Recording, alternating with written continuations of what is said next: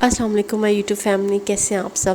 اچھا، آج میں نے سوچا کہ میں آپ سے وہ باتیں شیئر کروں جو آپ کے کام آئیں گی، اور میں لٹرلی اپنے ایکسپیرینس سے آپ سے وہ باتیں ساری شیئر کرنا چاہتی ہوں کہ آپ شادی کے بعد اگر پرابلمس آتی ہیں آپ کیسے اپنے ریلیشن شپ کو بچا سکتے ہیں۔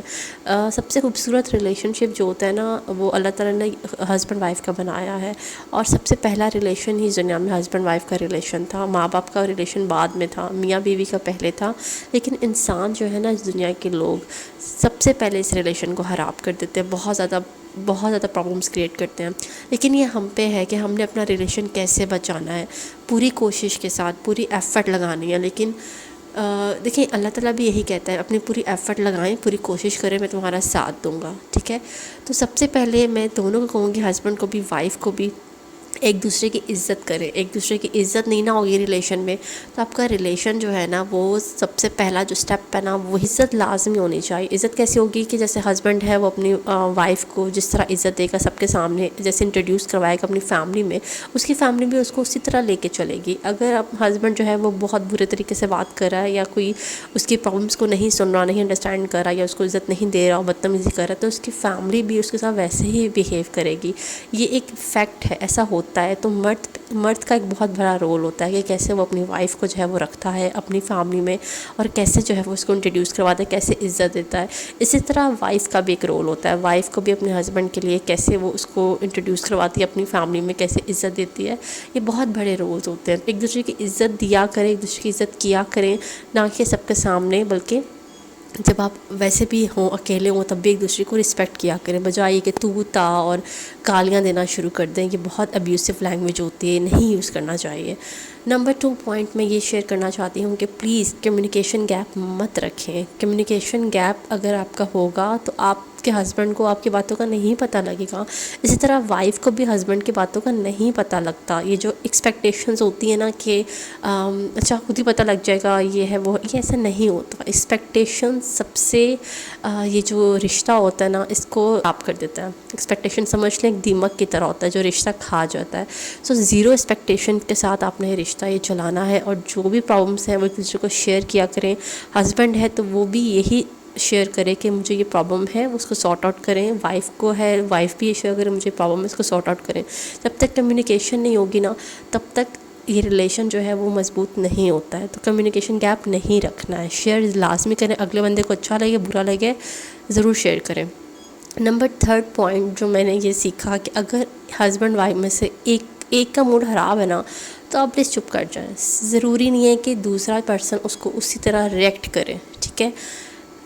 یہ ضرور ہوتا ہے کہ آپ غصہ آتا ہے اور آپ فوراً ریئیکٹ کرنا چاہتے ہیں، لیکن نہیں کرنا چاہیے۔ لٹرلی خاموشی جو ہوتی ہے نا، بہت بڑا ہتھیار ہے۔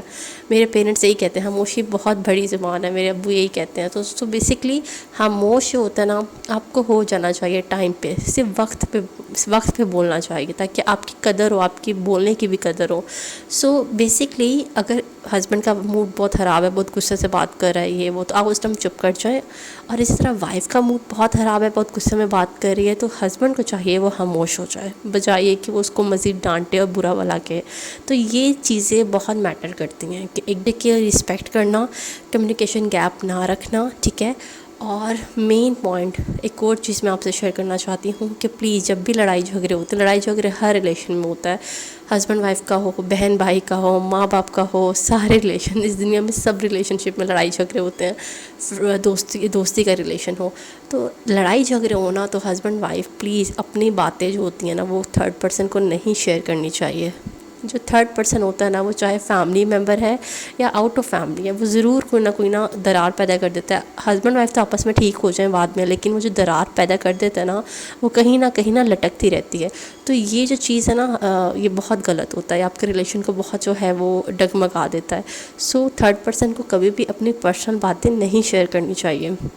اگر بہت حد تک دل کرتا ہے کہ میں کسی سے شیئر کروں، کوئی تو ہو، تو آپ ڈائری لکھنا سٹارٹ کر دیں۔ لٹرلی یہ بہت کام آئے گی آپ کی۔ آپ ڈائری لکھیں، آپ اپنے جو بھی لکھنا چاہتے ہیں، شیئر کرنا چاہتے ہیں، لکھیں، اور اس کے بعد نا پینسل سے لکھیں، اس کے بعد میں اس کو ریز کر شیئر بھی کر لیا۔